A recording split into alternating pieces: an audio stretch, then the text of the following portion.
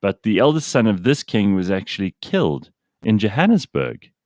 He died in Johannesburg in 2020 under mysterious circumstances. So we're not entirely sure who the next Zulu king is going to be. And it might be a guy called Misuzulu, who is another front runner, a contender for the throne. But he has been studying in Florida, in America, for a while. So all we know at this stage is that he's likely to be the next king, but we're not 100% sure. And I doubt with such power at stake that a smooth transitional crossover is going to happen. I think a lot of people are going to be fighting over it. There's at least I think the news report I heard said there are at least 28 kids. Wow. So you would think that it would just be the eldest or the eldest male, but I highly doubt there'll be some internal politics going on. So I don't think we should expect an announcement anytime soon. What you've also got to remember is this king, King Goodwill Zwelithini, for the first 3 years of his reign in 1968 or thereabouts, had to go into hiding because there were people who wanted to kill him. Oh, I didn't know that. Who were those people? People in the royal family, people in various tribes and chieftainships within KwaZulu-Natal. So it's not. This is not a very smooth process. Let's just. Would you want to be in a monarchy? I mean, I have a feeling you would, GC. You like the pomp and the ceremony and all of that, but with the whole Meghan Markle jewel of it wasn't so nice and they weren't very welcoming to me. Do you think if you would you marry into a royal family with all of the shit that comes with it? Yeah, I think depending on, obviously you've got to have some kind of liking for the person you're marrying. No, sure. I mean, I don't mean marry for the money. I just mean, is it a situation that you would find potentially something exciting if you imagine it, or holy shit, that would be a nightmare? I think Sia would definitely like to be a member of a royal family. But here's 4,000%. Probably not the Windsors, though, Sia. I would sign up for that. I'd sign up for family in Fiji, in India, in Mogadishu, in Maseru, Lesotho. Yeah. Until they say something racially or sexually insensitive to you, and I march in there with the heads of 4 beef eaters going, "Where's Sia?" And then you know what I do? I go down to my diamond chamber. I put on a massive pendant. I put on a crown. Lie there naked and just get. It wouldn't be carpet burns. What do you get from a diamond cut? You get very badly, yeah. So listen, but you just have them all. You have them all polished to round. Yeah, that's right. I think it must be a very, very frustrating life in some ways because you don't really manage your own time. You don't really have control over your own life. You don't get to do whatever you want, despite the fact that you've got all this money and supposedly this power. And just to correct you, Sia, there isn't a lot of power up for grabs with the Zulu monarchy because they really are just a figurehead and a cultural icon more than anything else. I think for many people there's a huge number, as you say, of children and people who call themselves royal in the Zulu royal family, but none of them have any power at all. I mean, most of the king's daughters have to work in business. The one owns a catering company in Durban. So it's not glamorous in all of these royal families, and some of them have no money at all. But I think there are some that are really good. Like I wouldn't mind marrying into the royal house of Liechtenstein, which is a tiny little country between Austria and Switzerland. That's a nice place to be a hereditary prince. Or Monaco, for example. I think that's, you don't have the glare of the spotlight that the other royals have necessarily. And you have a little bit of freedom. You have some space. Well, it's still one of the more surprising and fascinating things that have happened in my life. The story of our family friend who grew up around us as my siblings and I. And I'd met his father a handful of times, but knew that his father was merely a policeman. And for his name is Zintle. For Zintle's university years, he stayed with us in Durban, and he was studying there. And he was just your typical young guy in his late teens, early 20s, was into hip hop, baggy jeans. He loved rapping to Jay-Z, and that was just a thing. And he would always drop every now and then, like, oh, yeah, protocol at home. And, oh, yeah, well, the family council needs to meet. And I thought, what are you talking about? And he would often say, oh, well, yeah, my dad is kind of a chief in where they come from, which is in the Sodwana Bay area. And I thought, oh, sure, okay, yeah, don't take When you it say chief, seriously. do you mean Inkosi or Induna? Induna. And I didn't know much about it. I didn't take it seriously up until his father sadly passed away. And we had to drive for hours. It was like 3-4 hours to get there. And we got to, that part of the province is just almost barren. It's just bare land. And then you start to see houses pop up every now and then. And I distinctly remember driving up over a hill, and then we just saw tons of people and police and these massive crowds. That was his father's funeral. That was the first time I thought, whoa, something different is happening here. And later on revealed that actually, yeah, his father is the chief there. And Zintle's life changed in a course of a week. He had to leave school. He had to move back to Sodwana Bay, a place he really hadn't lived at all. And he had to take up being a chief. So to go from a guy who was studying marketing at Varsity College and he was yo-yoing around the place, it's so funny to me sometimes when I see his posts pop up on Facebook and he's, drenched in animal hide and he has all of these sticks and garments and whatnot. It's like, whoa. Drenched in animal hides. I don't know if that's a great metaphor. Well, I mean, that sounds like horrific as could be. Yeah, what do I say? He's just now he has to wear that. Drenched. Rabbits from the conveyor belt, yes. So that's his new life now. By the way, speaking of rabbits from the conveyor belt, we got an amazing drawing from one of our listeners. Oh, and really? He drew the the bunny destruction center that we discussed last week. Geez, the commitment. With stomping and all kinds of stuff. I'm just see if I can't find it. Trying to dig it up. Oh, you're going to dig it up, Gareth? No, you can find it. I'm finding it. No, if you can, you guys. Yeah. I'll do this one for the team. Thanks so much, Gord. Thank you for your service. It's Jean or Jean, and the initials are JLM. That's right. Thanks, Jean / Jean JLM. It was a really cool cartoon. Yeah, very, very cute. Of the bunny destruction center. I mean, as cute as a bunny destruction center can possibly be, Well, yes. We frown on actual bunny destruction to the Council Commission checking on us. Yeah. We don't approve of cruelty to animal. It's a metaphor for loving everyone equally. But they do check. And the more different they are, the more equally they can get loved. The Council Committee are very, very careful to, they obviously we need to be very, very sure that we're not upsetting them every day. Let me show you this picture that John put up because it's really have you got the technology to put up pictures? Wow. I do indeed. This is very cool. Look at this. There it is. The Bunny Destroyer 2000. Loading, crushing, inflating, stuffing, and packaging. Yeah, take real bunnies and turn them into toy bunnies. Yeah. So if we talk about these things now, we expect drawings, all right? Yes, that would be morbid. Can you imagine if every toy rabbit or toy squirrel was a real one that they hollowed out and just taxidermed, and that was like the solution to toy animals? Oh my God. Got you a little baby wolf. Of royals and stuffed things. Did you see Prince Philip left the hospital yesterday? You can see what he looks like.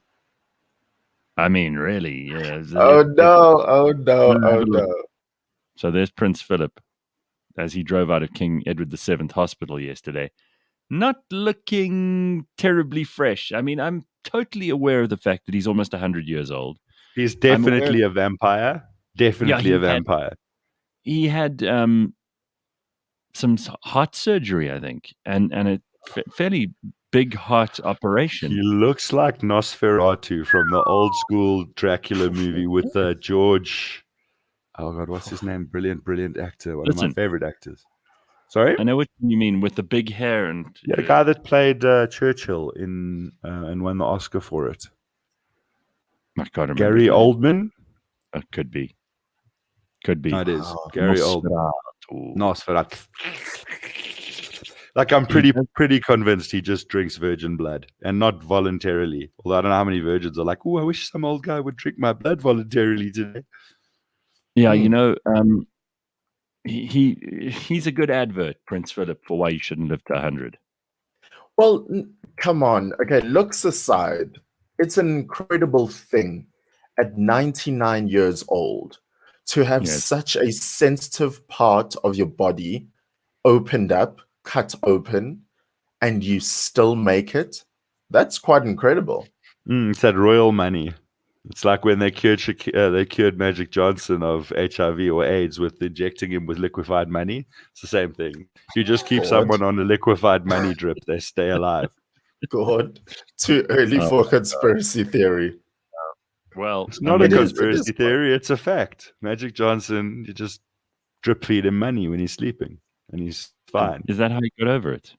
It's a South Park episode from many years ago when I think it was when they first started deciding that AIDS was allowed to be a joke in South Park. I don't necessarily agree with that, but they decided that, and then they did this episode where they someone in the team got AIDS. I think maybe Cartman, and they had to try to figure out how to cure it. And so they wanted to know how Magic Johnson had cured it. So they figured out he sleeps on a bed of money, and they inject him with money every day. That's how you cure AIDS. Yeah, okay. Money just solves it all. I think so. Listen, Prince Philip, I mean, I don't want to sound like a complete douchebag about this because obviously, I'm not 100, and 100 is a long time to live. But he's a very scary looking man at this point, and there's no two ways about it. So I don't know which Nosferatu you're referring to, Gordo. I'm gonna load up some Nosferatu pictures here, and you tell me which one you're thinking of. Isn't it Bram Stoker's Dracula with Gary Oldman? Yeah, the original Nosferatu, though, is a very, very much older movie. All right? Yes, with the bald guy. Yes, correct. Now, Kirk Hammett does that on one of his guitars. So here's the original Nosferatu. But that also does look a bit pretty Prince Philippi, though. Yeah, he does, right? So there's so one Nosferatu is quite Prince Philippi, and the next one. Okay, this one could also be considered quite Prince Philippi. Very Prince Philippi, but that's a Sith from Star Wars. No, actually Nosferatu.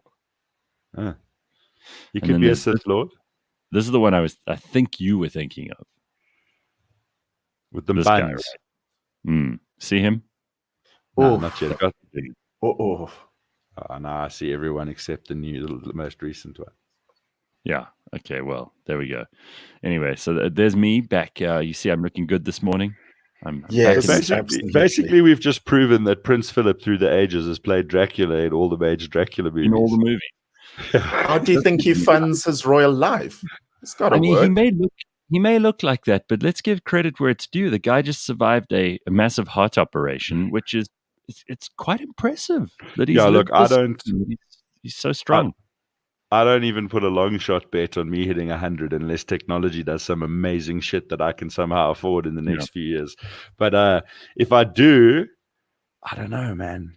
I just look. I mean, he's obviously got lots going on in his life, and I'm not one to say whether a person should or shouldn't want to live, but I just don't know if 100 sounds appealing to me at all. I know Karpinski is against old age. I don't mind old age, but like when you that old, I don't know.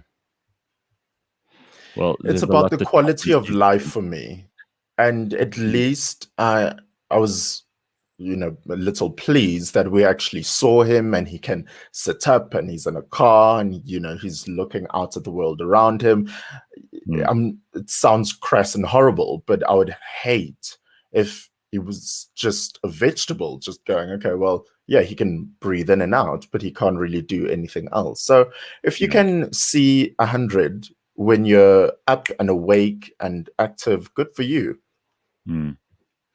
Yeah, listen, none of us are going to last forever. So if you can be healthy and you can enjoy your life, then live as long as possible. But the moment either your mind or your body goes, get the hell out of there, right? Um, let's turn our attention to some other things because there's quite a lot going on. Sia's a little bit obsessed with Ringo Starr at the moment, which is worth Oh, just a mention before we get to headlines. Why Ringo Starr, Sia? Do you want to explain yourself, please? I think I'm late to this Ringo Starr party. Yeah. I obviously knew of him, but I didn't know his backstory. I didn't know things about him. But on the onset, isn't it interesting talking about age? I saw Yeah. him at the Grammys when I watched. And Oh, the firstly, Grammys. he made an appearance at the Grammys, and I Yeah. thought, huh, this man looks very put together. And I thought I pegged him at about 50 in his mid 50s, but I was doing my maths, even my bad maths. I thought there's no way he's in his 50s. Ringo Starr's 80 and looks damn good for 80 years 80. old. It's those money Yes. injections. Oh, here it It goes again. yeah, I Do you think you're want the right, Gord. Johnson money concentrate or the Yeah. Pfizer natural money, no GMO? I think you're right, Gordo. I mean, like, these guys do look really good because of the money injections. Yeah, and you use clean new Wow. money and then you sterilize it, blend it, and then it's distilled. And sometimes you can even just Yes. do thousands of dollars in a single shot. But a lot of people just like old school liquid money in the IV. Is that So, just see, what to go for? Ringo probably walks around with one of those IVs in your jacket that's like plumbed through the jacket and you can't see.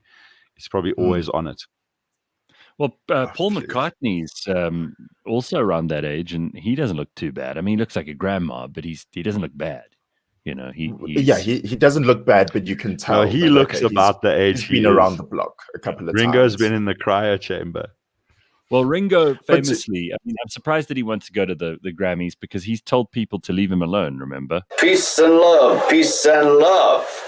I want to tell you, please, after the 20th of October, do not send fan mail to any address No, that you have. none. Nothing will be signed after the 20th of October. If that has a date on the envelope, it's going to be tossed. I'm warning you with peace and love, but I have too much to do. So no yes, more fan mail. Thank you. And no objects to be signed. Nothing. Anyway, peace and love, peace and love. That was famous. Everybody needs Yeah, to piss off. Peace and love, peace and love. You're all exactly. driving me completely insane with your bullshit. Peace and love, peace and love. And I'm not going You, to take any anymore. So please don't send me anything. I'm warning you with peace and love. exactly. Ringo says peace and love, and then he thinks it makes everything better. It's like people who start things with all due respect and then say something terribly offensive or no offense, but you're a complete durs and everybody right. thinks so. But my ultimate, this is what just made him super, super cool in my books now. He was hospitalized as a child for nearly 2 years. I was going to say he's And much too old to be hospitalized as a no, no, no, child. no. He spent about 2 years in hospital and he taught himself how to play the drums. And I think this is before the age of YouTube tutorials. This is without a tutor. This is a kid in hospital born. He was like, yeah, okay, let me try this out.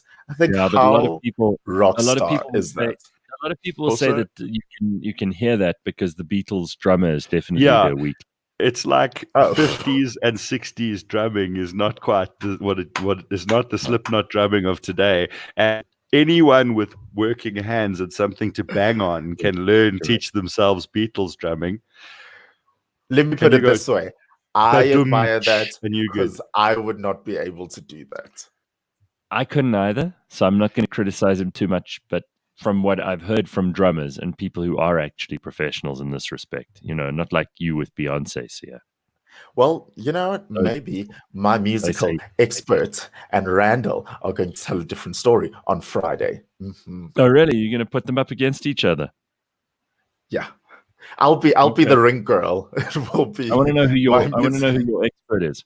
I want to know Do I tell beforehand. you now? Or do I I'm not keep it sure as a ring girls secret? are great titles here. You're going to tell me right now. RJ Benjamin. Okay. Yes. You son of a bitch.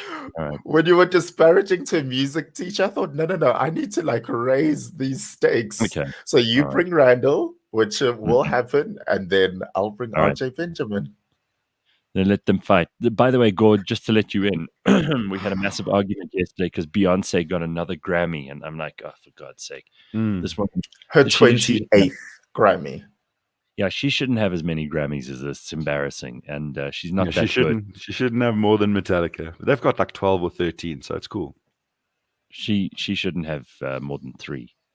And Ah, Sia's just, he's like everybody else who's a Beyonce fan. They worship the performance instead of, they don't see her as a good singer, because if they had to evaluate her as a singer, they'd have to be very honest. I do, and I think She's she's amazing. I just don't take the big award shows all that seriously. Not because I'm too cool for them, just because there's also a great deal of pomp and ceremony. And I used to enjoy watching it because you'd get to see artists play live, and it was like interesting. But now you've got the internet; you don't need to see what they're wearing. They post about that every day, and like very few bands that I'm interested in get represented. I mean, best hip hop is always just completely garbage. Well, actually, to be fair, Macklemore won Best yeah, Hip-Hop there have been 1 some year, good winners so. historically, but in recent years, it's not artists I'm interested in. So I guess that's just my opinion. It's like watching the Latin Jazz Awards. I'm like, Yeah.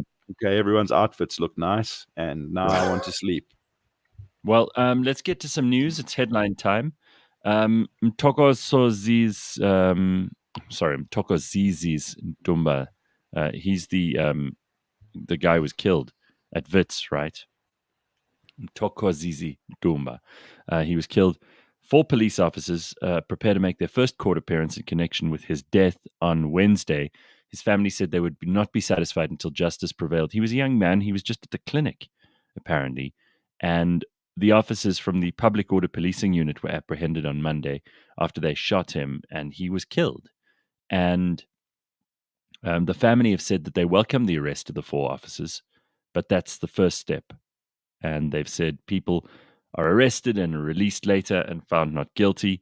They want those responsible for his death to be prosecuted. So they're not backing down. And it's just an ugly story. I mean, this guy wasn't even involved in the protests. He was just in the wrong place at the wrong time. Can you imagine going to the clinic to go and get, I don't know, maybe he was there to get his coronavirus vaccine, and he walked out and got shot. Or even fetching something for someone else. Imagine how that must feel if you send someone to the clinic to get your stuff and they don't come home. Yeah, so that's a very, very sad story. Eskom have moved load shedding to stage 1. Now, I don't know what that means. Does that mean it's getting better or worse? Between Eskom and lockdown levels, I don't know whether I'm coming or going with level 1, level 5, level 3.2. It's just shit all around. I was told the other day, and I was actually meaning to ask you to verify this if you can, Gareth, that we're out in our 12th or 13th year of load shedding. I was like, it can't be 10 years. Apparently it is. No, absolutely it was. In fact, I remember load shedding was first discussed during the Thabo Mbeki regime. So that's more than 10 years ago. So we've been funneling money into desperately fixing the load shedding problem for 12 years, and it's only worse. Basically. And I just think once you haven't had power for a decade, it's not a temporary power issue. You just don't have power. This is how the country is. Like, load shedding. When will it end? It won't. It's been 10 years. It'll be here in 10 years. Yeah. Well, now, as of this week, Eskom gave us the update, Gord, that we should anticipate load shedding for the next 5 years. So I remember the first talks. Who wasn't anticipating that, though? Yeah. I remember the first talks. they're going to fix it within the next year. 4 nuclear power plants and the grand openings next week. Holding thumbs. I was cautiously optimistic because they seem to have been getting money back from municipalities that owe them huge amounts of money, et cetera, et cetera. But that optimism has gone. So here's the story, that they've moved load shedding to stage 1 from 5 a.m. Wednesday. So that was this morning. So in other words, just before this show, when I woke up in the dark and I was worried we wouldn't be able to do this show, that was them doing their last stage 2 load shedding. Stage 1 power cuts will now continue until 5 a.m. on Saturday. Well, we've been in stage 2 for the last week, and you get load shed twice a day for 2 hours. And sometimes they do both of them in the day. So you'll get one at like Right. 11 a.m. till 1 and then 5 p.m. till 7. Like, oh, cool. You're going to do both my load sheddings during awake and doing things hours. That's rad, guys. Right. But I also wake up because the fans go off and I wake up in the middle of the night with it all the time. But my stage 2 has meant double load shedding for 2 hours a session for about a week or two now. Do you know whether stage 1 is better than stage 2? That's what I'm asking. Stage 1, I think, is just one session, and it's a short session, but I don't know, so I'm not the expert. My understanding is it gets worse as the numbers go up. So 1 is better than 5, and that I think 1 is like 1 2-hour load shedding, and then 2 is 2-hour load shedding, and then 3 is like a 4-hour load shedding, and eventually they just load shed you while they load shed you. They literally, like, your power goes off, and then an hour later your candles go out. Yeah, and then at stage 13, they actually come and seize your candles, and they That's when the Earth's core, No. the Earth's core cools, and the magnetosphere is stripped away from the Earth, and we then just get like freeze dried like Mars. They literally not turn off the sun, but turn off our ability to use and harness it. Photosynthesis gets cancelled at stage 8. Yeah, photosynthesis is finished. I'm sorry, we've run out of photosynthesis. All the chloroform is finished, and we didn't order new chloroform. Oh God! All right, just quickly, we've spoken about the Beit Bridge border and what a disaster it is. So Patricia de Lille, who's Public Works and Infrastructure Minister, and who's done pretty much nothing since she became that minister, she says by June this year, a site clearance process should be finished, which will pave the way for complete change to the fence at Beit Bridge.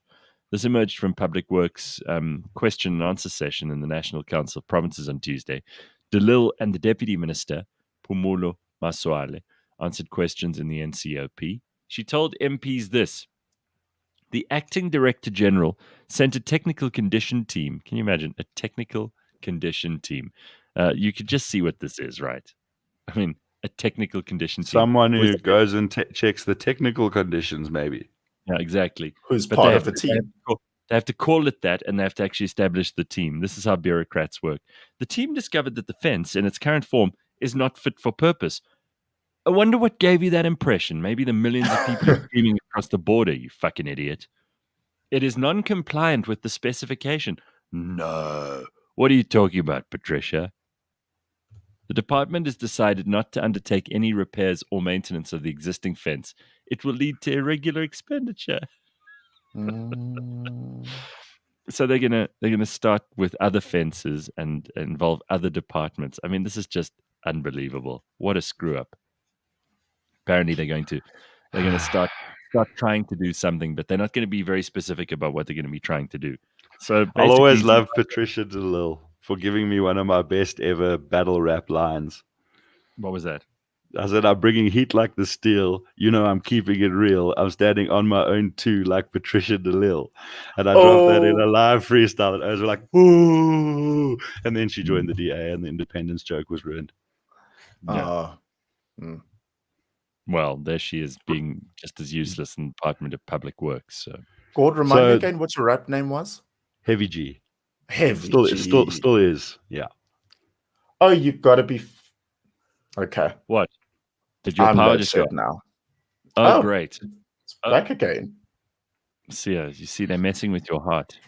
They're going to give you a heart attack. Well, maybe it was demons and you imagined it, Sia, because none of us saw anything except a weird pale white face with long black hair for like half a frame.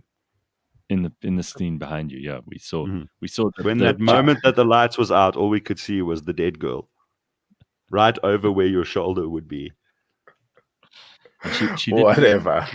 Sia's trying to shake it off, but you can see his face. He's like, "This isn't okay, guys." It doesn't make an impact because I can see. You. Oh my God! Yes, look you behind can see us now, but when the light flickers, just turn the I light can off see quickly, everything happening behind me, so it doesn't make that much of an impact. All right, let me get on with the headlines. A neighbor alleged that a former attorney admitted to killing his 4 children. Listen to this. This is unbelievable. Former attorneys accused of killing his 4 children allegedly admitted as much to his neighbor after the incident. That was heard in the Polokwane High Court yesterday. Lucas Pasha stands accused of killing his 4 kids, who were 9, 7, 5, and 3 years old, at his village in the Chapasha area in Sekokune on the 17th of February last year. I think we mentioned this story at the time because we were all so horrified by it. The state believes that he killed the children as a result of anger at the mother of his kids, claiming she had cheated on him. So that's great. Great for the kids. Someone cheats on you and you kill 4 other people. Yeah. Also, That are the your dude was children. clearly working Not- to a system. He's not got a kid strangers. every 2 years. Not just 4 strangers, Gord, but your 4 actual kids. Yeah. You know, But that's just when something is just either not working or not existing in the brain that's supposed to not kill kids. yeah, he's pled guilty. Sorry, not guilty to the charges. His neighbor's name is Alfred Mabitlela, said to the court that he'd received a call early in the morning from the accused who told him that he'd killed his 4 children. So this doesn't sound good for him from an evidence point of view. Yeah. I mean, it's very, very ugly. So there's actually a picture of these kids, and it's just the saddest thing. It's a news story from News 24. I think there's Just something very- like that. They should test medical procedures until one doesn't work. Yeah, I agree. That's the kind of person you can actually put into, hard labor, and you could test new drugs on him and all that kind of thing. Be the only way you could be Yeah. useful to society after doing something like that. And And it's then- like not to get back at the wife. Like, so she's still alive, right? Yeah. Jeez. Russian President Vladimir Putin likely authorized attempts to influence last year's U.S. election in favor of former President Donald Trump. Intelligence officials say Moscow spread misleading, or unsubstantiated allegations about the eventual winner. That's Joe Biden, according to a U.S. government report. But it said no foreign government had compromised the final results. So, how's that different to every other election everywhere in the world? The Russians got involved in the election? You don't Imagine. say. how's Can you this have an new? election without the Russians involved? How's Not this even the Russians have Russian-proof elections. Correct. So how's this even news? How's this a news story? So, well, it's like they tried to interfere but didn't really succeed. Correct. So then it's not a news story. And we know Russia I think will the try. point is more that the general slant is that the interference is always counting against Trump, and another reason why you should stop the steal, which is one of the dumbest payoff lines I've ever heard. But, the idea that if there was interference, it certainly didn't help that guy, I think is more the point. Then Correct. there was But interference, which is Well, obvious. if you're going to claim that there was interference, but it didn't help the loser to lose, it didn't help him to win, then you shouldn't really be complaining because it didn't work. So there's no big deal there. Let's move on. It seems like a fairly straightforward thing. If we reported every time the Russians tried to sabotage something and didn't quite succeed, we'd have to have a whole show about that. That would be the news every day. It would be called Niet, the daily update of Russian interferences that didn't work. Well, Russia are apparently trying to block Twitter unless it deletes banned content. The Russians have said very seriously that they are of a single mind that they will ban Twitter in 1 month unless it gets rid of all the banned content that they've said they don't approve of. How's that? The Russians want Twitter to ban certain content and get rid of it. So it's around the impact of free speech. This is what Twitter was saying. So firstly, as of last week, Russia had started to slow down the speed of Twitter inside Russia. And that's in retaliation of what the country described as a failure to remove a specific list of banned content.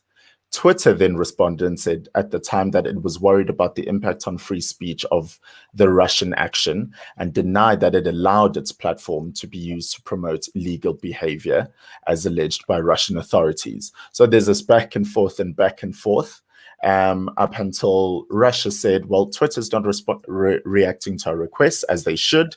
And so if the situation carries on, then it will be blocked in a month without a court order. Well, I wonder sometimes if it wouldn't be better for South Africa if we blocked Twitter. If the South African government said, look, in the interests of social cohesion, in the interests of because Twitter is pretty much a force for evil in South Africa. It's not a total cesspit it's the cesspit of the internet. But the thing is, I'm not one for banning things and the government deciding for your own good, we're going to stop you access to this free app. It's just literally you tapping into the thought bubbles like from a comic of the internet. It's just everyone's inner monologue and you allowing it to just be pumped into your brain and then you inner monologue back at it. Like Twitter is pointless. If you enjoy it, you maybe need to reevaluate your hobbies. And if you're on there thinking anyone cares or it's doing any good, it's not. So you should be allowed to do this pointless thing, but you should also be allowed to lick the window. Good point. I can't actually argue with you. That's it's sadness on purpose, and you go contribute your nothing to it all the time. And please have fun hating it together, just far away from me. Here's an interesting point by Gerrit. He says, if Eskom were to pay for our electronics damaged by load shedding, they would need multiple IMF loans. That's a really good point. I still don't know whether level 1 or stage 1 load shedding is better than stage 2. I don't know whether we should be pleased about that or not. I'm 90% sure that stage 1 is the easiest and stage 5 is the apocalypse and the cooling of the universe. But so maybe someone in the comments can confirm. Is 1 better than 5 or vice versa? This is the point. That's what we're trying to find out. So if someone in the comments, let us know. Have any of you had any electronic goods damaged by load shedding? Several. Really? What, Gord? Well, I mean, my previous laptop, but this was just a blessing from heaven. I hated the previous MacBook Pros with the crap keyboard so much. So screen just stopped working, and they said it's either because of power tripping or load shedding. So I was like, well, that explains that. And my PlayStation needed to be reset. My UPS, my battery UPS for my router died eventually. That's really annoying. I've noticed that they also build some of the equipment. I mean, this is not an Eskom conversation, but they do build certain things to eventually die. I mean, we know this from, do it with cars and they do it with electronics.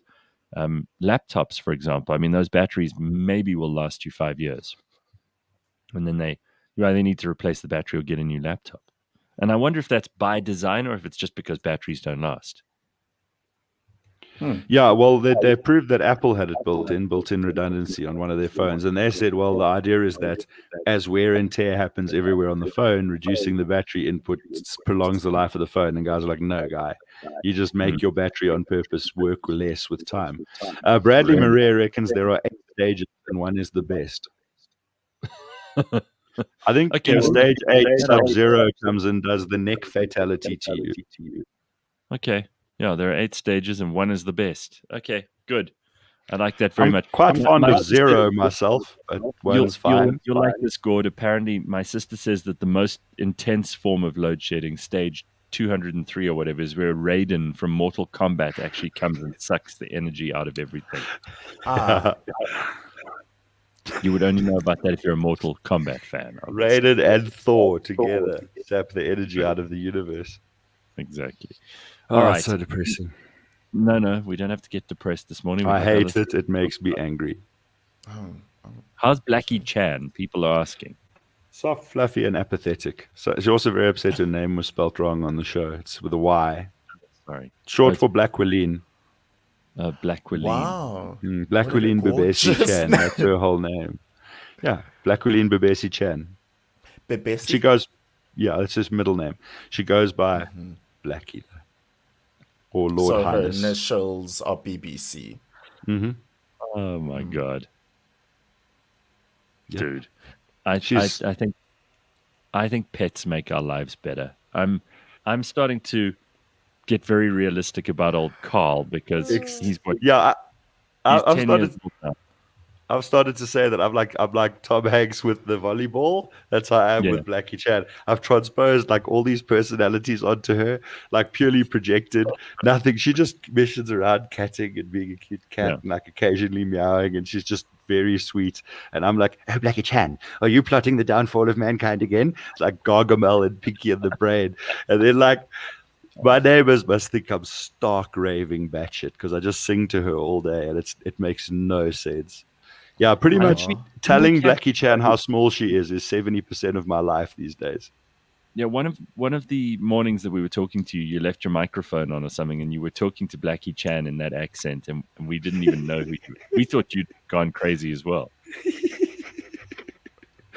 Yeah, So that's here's a an real interesting point. problem. Here's an Gareth, you interesting have point those from. problems though. You I talk to shouldn't my dog. judge. No, I do. I Yes, you talk to my dog do. all the Yeah. time. No, I do. I don't put on a funny voice like Gord does, but I probably I should maybe the dog will like it more. So here's But I a think point it from it, Ted. it is to a good quality in all of us. There's something your everyone's voice slightly changes though when you talk to pets and when you talk to little Children. babies. Mm. It rises a little and it's cute. So Ted says batteries are limited to a certain number of cycles, i.e., around 1,000 on a MacBook, before it starts degrading, and then after a certain amount of time, it is unable to hold a charge properly. Yeah, that's it. That's what we were talking about. Okay, we've got a few minutes until we have to reset for the next hour, and then we've got Sean Sanders joining us a bit later on, which is always good. He is the founder of Revix. We're going to talk a little bit about what's going on with Bitcoin. It's at $55,607 this morning, as of the last time I checked. And it's so funny. I was talking to someone yesterday, and he's a very, very successful businessman, a really massive entrepreneur who's made lots and lots of money out of a brand that we all know very well. And he was saying to me, "Oh my God, I wish I'd listened to you guys when you were talking about Bitcoin all those years ago." Yes, if you had, it's without doubt, I can say now, if you'd started listening to us when we started talking about Bitcoin, when we spoke to Run long before he started his own show, or before he'd moved to America, or any of that stuff. If you'd listened to our shows then, when we had Sean Sanders on the first time, you would have made a ton of money, man. You should be listening to us. If you haven't already started doing that, you better tell your friends. And speaking of that, you must get them to subscribe on our YouTube channel.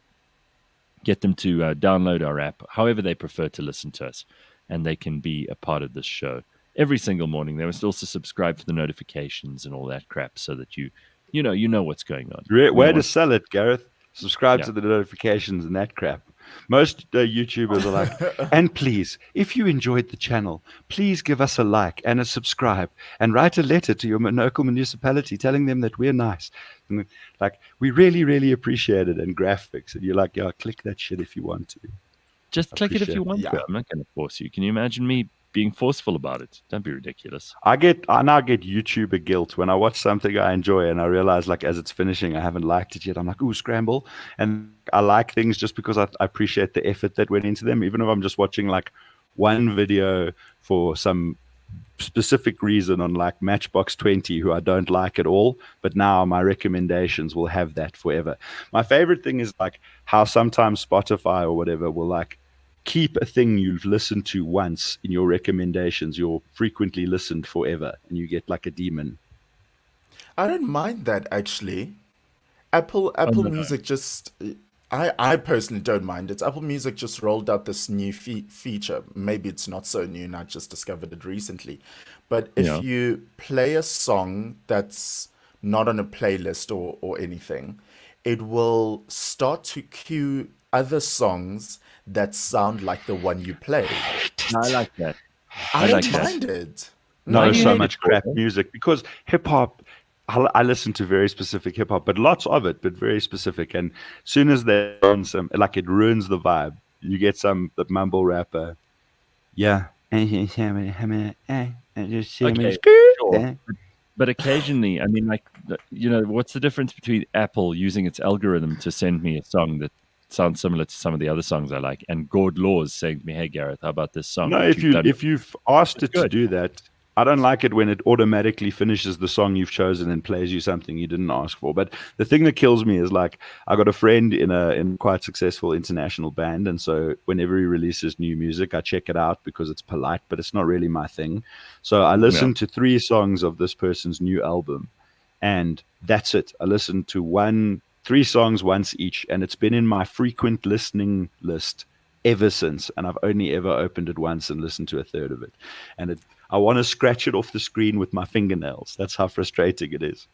It's not so bad, hey? I think it's Yeah. not so bad. This morning I was in an Enrique Iglesias mood while I was Oh taking a no. bath. Oh, Yes. oh my Then God. Apple just like started Do recommending you things bath for me. listening to Enrique Iglesias?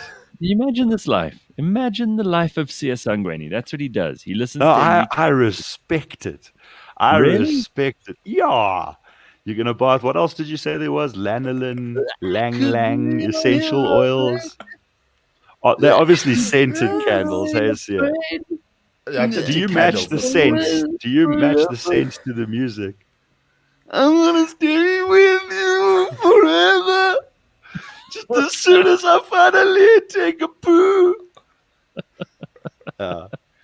I walked Then into that one. It was rather a calm way to start my day. I'm not complaining at all. Stay with you forever. what time do you wake up for these luxurious baths, Sia?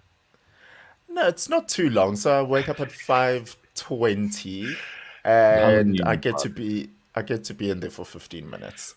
Me bathing, if I could fit in the tub, I suppose I probably can these days, but I haven't risked trying it for a while. Yeah, Yeah. it's not a great deal getting stuck in a bathtub, but we'll go into that another time. If I bubble bathed at 5:20 listening to Enrique, I would 100% drown. I just Yeah. fall to sleep and die in the water immediately. I'd probably drown myself on purpose if it was Enrique No, Iglesias. man. That's with me. No, Sia, if there's ever a water shortage in Joburg again, despite all of our rain, we'll know why. Because you have a full, luxurious bath every single morning. You do. No. Admit it. Yes, Sears like but a little don't muffin cake. You could bath them in a mug you could bath them in a mug of hot water. He's little. don't make me sound like a rusk you just dip into tea. Don't count me on that. I'm just me, myself, and I. There's some families of 5 who have to do bigger loads of laundry. They spend way much more water than I do, so I don't feel guilty about that at all. no, Thank you my- very much. No.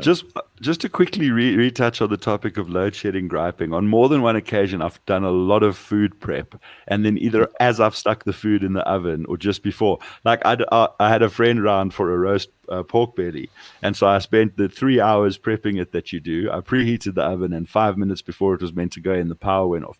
So he bolts to his place ahead of me so I can gather my shit together and go to his house and cook it, and I'm 5-10 minutes behind him, and as he's like 10 minutes away, the power came back. It was actually just the complex resetting it to do something to the gate. So he took my pork belly perfectly prepared and roasted it and had it at home, and I stayed home and had like whatever I could microwave. I was like, curse you, ANC! You're even taking away my pork!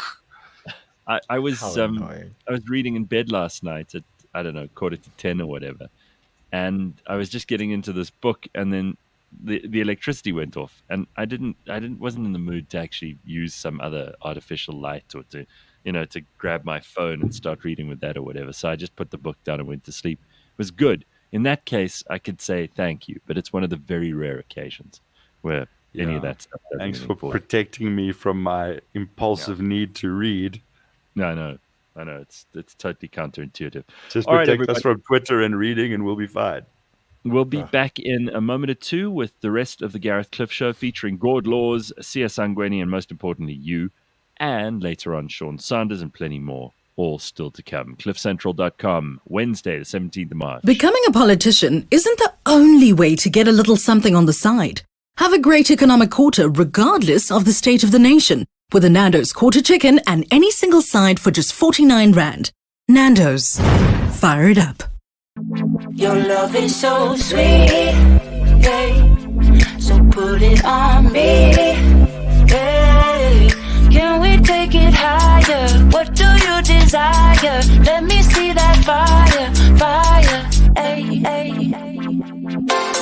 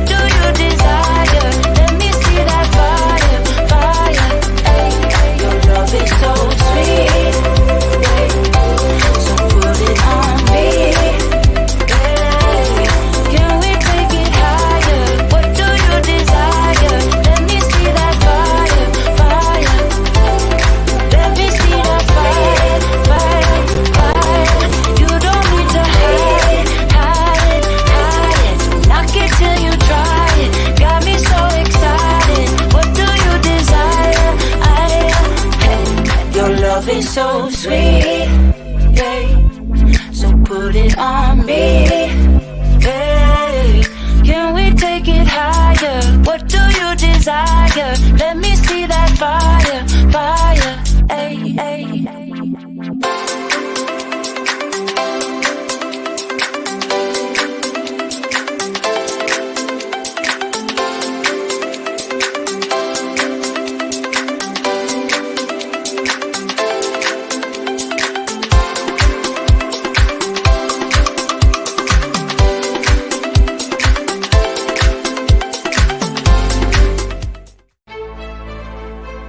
Get ready for the 5th season of Blind History. The award-winning podcast takes a look at some of the most enduring heroes, greatest statesmen, most reprehensible villains, and despicable tyrants of history. Join me, Gareth Cliff, and my co-host Anthony Meadera for the new series of Blind History. Coming soon to cliffcentral.com, Apple Podcasts, Google Podcasts, Spotify, or wherever you get your podcasts. cliffcentral.com on a Wednesday morning, and we're here to look after you and help you through your day. I got a very interesting email from Mapello, who said this. I realized I was listening to you recently. You spoke about a podcast where we were wondering about how teachers deal with huge classrooms and huge numbers of kids. So Mapello said, let me tell you about my former high school. Each teacher had at least 3 classes to teach for the whole year. For example, maths grade 10, grade 11, grade 12, etc. And each of them had to deal with up to 100 learners in 6 square meters of classroom. That sounds horrible. Those poor teachers. 6 square meters. Yeah, I mean like a normal classroom size, right? In my former high school classes, they started from grade 10 to 12 and were 97 in my grade 10 class. When we got to grade 12, there were only 48 of us out of 97 because obviously 30 had failed. And that's just unbelievable. In the school, one of the classes wrote a maths test of 100. The top scorer got 76. Second scorer got 26. And the rest got under 20 marks for that test. This is not made up. If you think you're dealing with 50 learners and that's a problem, think otherwise. You'll understand According why to my it doesn't do well according to Mapello. It's so depressing, the stuff to do with school and kids and stuff. It's just it upsets me so much. But I just did a bit of maths, and the square root of 6 is 2.44. So 100 kids in a 2.4 by 2.4 room, I don't think it's physically possible. So it might have been a bit of hyperbole. No, maybe he means 6 meters by 6 meters. Yeah, that I can accept with my brain. Okay. My brain is hurting right now, so I can't. See, we know this show we're not good at maths. We would score 20% in most of our tests on this show. That's how it works. How do you think how do you think you would do if you had to pick 6 subjects and write matric in exactly 7 days' time, and you had all the coursework, and that's all? I pretty much. You don't have to do anything else. The whole rest of your life, you could just pick on this. I would really struggle with maths. Can I pick all the subjects? Yeah, you can, as long as it's the standard mix of things you have to pick from. I think you need like a language. And okay. I'll do 2 languages. Yeah, I'll do 2 languages. I'll do science. I'll do biology. I'll do history. Those are the subjects I did in matric, and then I'll take. You said 7 subjects, so I'll maybe have to take. You can take 7. You don't have to take 7. Okay, well then I'll stop at 6. What did you take in high school, and how did you do, if I may ask? Me? Yeah, I had maths, English, Afrikaans, science, biology, history. That's nice. 6. Yeah, and I did English, Afrikaans. I'll be honest with you, I didn't really study hard. I mean, compared to my brother, who's 3 years younger than me, he took his matric exams much more seriously. He had a schedule, and he studied every day, and like he prepared the whole year long. And he's much more studious and diligent than I am. My big brother too. I picked up the books like a week or so before, and then I'd realize I was in shit because I had 2 exams on 2 consecutive days, or even 2 exams on one day. and then I wouldn't know which one to study. So I'd do the first one and then coast through the other one. And sometimes it worked out, and Like I hope got for an the okay best mark. afterwards. Yeah, seriously. I mean, I was also like a non-studying B student. yeah, I never stressed about matric exams. Like a lot of kids in high school with me were very stressed about it. They were like, "Oh, if I don't get this, I won't be able to get into the course that I want to." And I was like, look, if I get 70s, I'll be okay." I did English, Afrikaans, history, business economics, art, and on standard grade maths.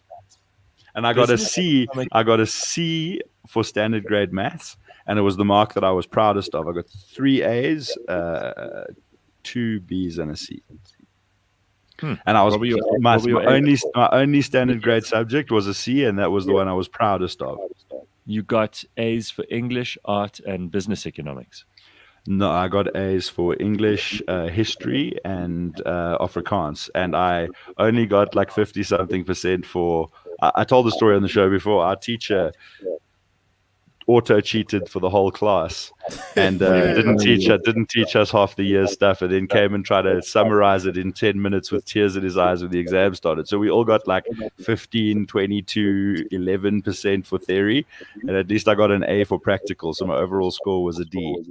Oh man, God, My tough buddy time. Neil Delaharp, the teacher convinced him to put a drawing that from an old student in his portfolio because it was a bit thin and it's similar to his style, and they noticed, and he got 0. And he was probably the best artist in the group, probably like up there. There was a girl called Liz, him, me on the outskirts, Oh the no. top art practical guys. He got 0 for his portfolio.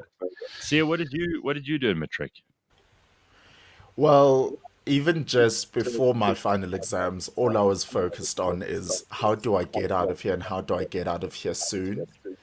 And a few weeks before our finals, I was just preoccupied with how do I get like press at the school to be one of those kids who's interviewed about matric exams, and it actually did work out. The first day, Were you on TV? He's we looking for a called PR in. opportunity in his matriculation. I love it. Yeah, I was like, you know what? I need to be working now. Exams are not for me. No, we called in East Coast Radio in Durban, Oh, I remember them. Yeah.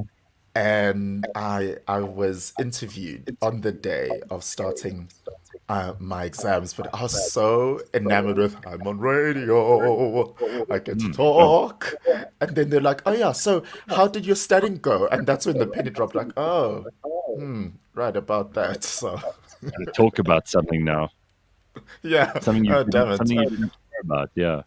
I can't believe you saw it as the most significant part about matric exams was how PR worthy it is and how Oh no, you need to get the media completely. involved and have something to say. It's like you can't possibly do matric exams without an interview on the radio, can you see it? Do The you see why? same. Do you My understand why matric Sia year was was. a perfect hire for us? Like we didn't even have to think twice about like hiring this guy. He was like born to do this. Yeah.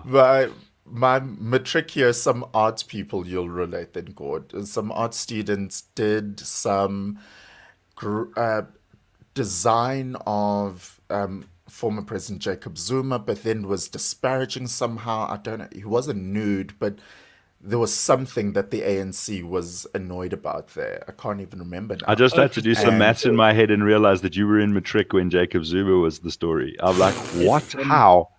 Yeah. It was the painting called The Spear, which was famous. Yeah. And it was um, him. Yeah, it was him with his tackle A out. mighty erection, if I no, remember yeah, no, correctly. it wasn't the spear because it was a matric pupil who did it. They also did Oh, something. So it was around that time. So the ANC started protesting at our school as well. And I thought, guys, do you need me to go outside? Do I need to talk to the ANC members? Let's Sia get was the cameras. That's all I was I'll good for do at this. school. I Yes. bet you had like a suit somewhere folded away just in case at school. Well, I ended up having my own office in matric. You know what? I was actually the head bitch in charge now that I think about it. So you had your own. Hold on a second. You were a student and you had your own office. I was the head of the publishing task team, So I God, compiled the school magazine and the school newsletters. So you So took I on needed extra my own homework to office. be important. So I was such a loser, actually. At It's a my little school, we had a sad. smoking area where if you had a letter from your parents, you could smoke. That was the level of What? office. That was the level of joking. print team leader office I had. Hang on a Yeah. sec. You Was that you for were able to real? smoke if you Yes. had a letter from your parents? Correct. Yes. And the school would phone. Your parents had to have their contact details on it, and the school would phone and verify that you hadn't faked the letter. If you were in standard 9 or matric, class 11 or No. 12, you could Hmm. smoke in the little smoking area. This was when like not being able to smoke inside buildings, public buildings, was about 5 years old. My And when could God. you smoke? Like during I lessons, already at smoked. So break? I mean, I started to smoke when I was like 15, and I already smoked. I was already a smoker and used to smoke in Santon City. So I couldn't have been younger than standard 7, class 9, and I would smoke in Santon. And when they weren't allowed to anymore, I was like outrageous. And so I mean, indoor smoking had only not been a thing for a couple of years. And yeah, there was this outside courtyard area. It was like walled off. It was literally So a Gord, courtyard. They what put chairs in it. what school were you at where they had such a liberal policy? Eden College, Craig Right. Hall, and my understanding was that all the Edens and Damlins at the time had the same policy. Oh, okay. I mean, you were legally old enough to smoke. They treated it like a college, not like like it was. Eden was great because if you were already a delinquent, they'd leave you to delinquent away from the people who want to learn. And if you wanted to learn, it was a very free environment to do so. So I actually really enjoyed it. But for some people, it was just like they've given up on me, so they stuck me here. I loved it. Wow. Can I Yeah. talk about something that's irritated me for a little while and we haven't really got Do it. a chance to talk? So, oh man, I got to be so careful about this because I know it's going to upset a whole bunch. I'm going to have to distance myself from what he's about to say. Oh, all right. So, I know that it's a huge thing in your life when you become a parent, and I know that it's a massive big deal. And for most parents, it is the biggest thing that's ever happened in their lives. But what is with these photo shoots that parents have to do with their newborn baby? You're Why- I mean, what? bad family photo shoots in general, or specifically bad- with the well- newborn. You know those bad family photo shoots with that sort of funny background and Yeah, you know, the everybody- blurry velvet blue background that fades Right. out, and everything's softly lit, and you always wear overly new clothes. Like Right. they've got their colorful clothes, and they all badly match. It's like a denim theme for everyone. First of Correct. all, like correct.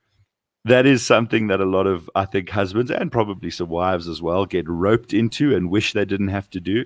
But it's like it's two things that are at play here, Gareth. One is photographs of our child. We're so excited. Look, everybody, we wanted a good picture of the family, and here it is. And behold, our taste. So it's like two separate communications. We have really shit right. taste, and this Okay. is it. And also, we've got kids. What bothers you about it, Gareth? Well, I just think that it kind of accessorizes the children a little bit. It makes it feel to me like, oh, so that's why you had the kids. You could have some stuff for Instagram.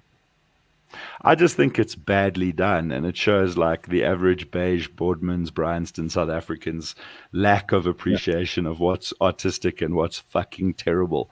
I was actually at Turn and Tender last night having a little celebration with some pals of mine, and I came out of there looking traumatized. I said to my boy Gumpy, "Sorry, man, I just got to recover. I was having a wee while Live was playing, face to face with a Live, Love, Laugh sign."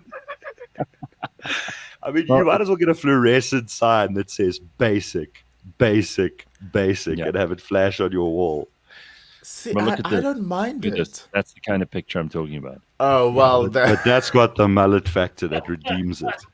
That's beautiful. And lasers, and they got pink and blue lasers, which are the raddest combination of lasers you could ever get. you could have brought a better example. Hey. That woman Bring it cloned into- herself. This mini-me technology. Secretaries too can have. Now you can have your own mini-you. like 47-year-old Hilda from Pittsburgh, who cloned herself 7 years ago. Oh, that is so tough. No, bring it into the 2000s, and then We'll see. But No. I really love it. I think it's so cute. I think it's adorable. I'm Then here you get for. it printed massive, but not quite at the right resolution on bad canvas, and then put it up over the mantelpiece, and it's still there when the kids are teenagers, and they're like, "Yes, I know, it's the worst." Yeah, it's just awful. I'm here for all of that Oh, and Kid corniness. Smile. They always have Kid Smile. What's Kid Smile? Because you tell kids to smile, they don't understand you smile inside your face and not with your face muscles. They go, Yeah. Yeah. Yes, they look like they just have clenched I they don't teeth. just know. I just I think sideways them. I don't know. I've maybe because so many of my friends are new dads or mums, and they have to, I suppose, do a photo shoot with their child. I suppose this is what you have to do these days. Before it was an actual photograph. Now it's something that demonstrates on social media that you have been fertile. So maybe For it's me, been it's cheap. just look, you need pictures. I get it, cool and everything. A lot of my friends just take cool pictures with their phone and whatever. That I fully understand. But like, if you're gonna do an artistic Yeah. execution of something important, get a friend who's like met an artist or read a book or half a book about art. And like, if you saw it at Boardman's, maybe just look into how to do it that it's not hideous, because it's like, it's so obvious. It's like Yeah. cut and paste bad. It's also like cut and paste bad wedding photographs. Like, you get some really good ones, Right. and for some it's like, this is Exactly. just so No, cliched. that's it. So it's the same complaint that we've had about wedding photographs before. But Carl says both of my kids were premature, so they spent weeks in hospital. So we never had a baby shoot. I thank God every day. oh no. I love a Carl, baby. do it all. Do They do don't have to that be do that newborn pose either. with Yeah, do that pose with your hands as outstretched, and then your baby's on there. Do the Mm. pose where you leave the baby in a I say there's basket and still it's time, curled Carl. up. I'm with you. Yes. There's still time, Carl. We can actually still sort this out, because they don't have to be newborn. Newborns are actually a bit raisiny. You want it with your kid when it's like 6 months old, and then there's like an older child that clearly is like very threatened, that doesn't want to be there, and knows that this is all about the small child. You're just like that, doing the smile. Yeah, hates it. Do it Tracy, all. Lie on the Tracy, floor, Carl, with your belly down, and then put your With baby your on the jean small of your dungarees back. with white and red Oh, striped shirt just underneath. oh my God. That's No, it. It's listen, always blue yes. dungarees, white sneakers that everyone has the same, and then a white and red stripy shirt under the dungarees. horrible. Blue velvet background. Did Lots your of. mother, did your mother dress you the same as your siblings when you were little? Because I my was brother much and I, younger than my siblings. so there was a 3-year gap between me and my brother. So what she would do for a photo shoot, and I think we did one of these when we were kids, because you need a family photo for, like, I don't know, Christmas cards or whatever she was going to use it for. And this is when we were very little. Like, I was probably 4 and my brother was 1, or I was 6 and he was 3. It wouldn't have gone much further than about 6 years old for me, because then I'd start to have a temper tantrum if she dressed me the same as my brother. So she'd make us wear the same little outfit, and then we'd take a picture. And I always Yep. hated that. Maybe that's why I hate when I see other people's family and baby photos, especially if they're those boring cut and paste ones. You just asked whether or not our siblings and our siblings and I wore the same clothes, and I said no, but because I'm 6 years younger than Mike and 8 years younger than Rick. But actually, by the time I was 6, I was such a chubbarang that I was getting, when my 12-year-old brother's clothes got too small for him, boom, new clothes for me. A chabarang. Yeah, that's an I, expression that my friends used to have for me when I was in varsity. You They didn't they ever were. have I just want you the didn't record to ever have reflect that hand-me-down. if I just accidentally said something offensive, it was endearingly called. I was endearingly called that by the black dudes at varsity. So I hope it wasn't racist. Chabarang. I think it's just a black way of saying fat oak. That's what I always I just don't know. accepted it as. I've Gord, only heard you it for never the had to first deal time with today. hand-me-downs? You never had to wear old clothes that your brother wore No, first? I mean, we didn't want for anything as kids, and I'm very appreciative to my parents for that. But my brother was Yeah. cool and older, even though I would never admit that to him.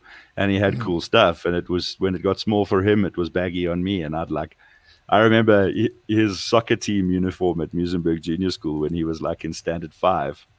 Well, no, he finished primary school, and I just started primary school, and I wore his football team uniform in my first season. No, okay. Yeah. See, you didn't have to worry about that because you were the only boy and you just had sisters. Yeah. And I now seeing how my mother particularly shopped, I don't blame parents for dressing their kids the same because it's a lot of work, it's a lot of effort, Oh it's my a lot God. of Yeah. time being spent. So my three elder sisters all dressed similarly because they're quite close in age. 6 years difference between the three of them. So think about it. You're this working parent. You still need to go home and sort things out. You just want to go into the store and just buy three of everything. So my sisters would just always be dressed alike for years on end. And that is just the norm in our house. I do agree with you. Like, imagine having 8 kids, like so many families in the world do. I mean, there are people who choose this and who have 8 kids, and then they have to dress the little bastards. And And it, some people just have shit pull-out games. Like, I yeah, wonder how many kids Oh, are intentional and how many are just like bad well, pull-out game. parent can never admit that, right? If I had a Tinder profile, I would have that as one of the key points, like strong pull-out game. God, I saw the funniest thing on. I think it was a joke someone sent me on WhatsApp yesterday. You're on these groups and you get these funny things. This one is hilarious. Let me just read it to you. I mean, listen, some people are not going to find this funny, but John, 41, says lead engineer, lives in Rochester, 10 miles away. This is all on Tinder. that. Yeah. So, and then it says 6 foot, loves music, sport, and the great outdoors, classical enthusiast. No single moms. If you were a catch, he wouldn't have left you and the kids behind. Oh, oh no. No No, single no, mom. no. Yes. that, Oh, that is horrible. my one friend, as a joke, a lady friend, she set up a Tinder profile and all the pictures were herself making sandwiches. Oh, really? Yeah. That-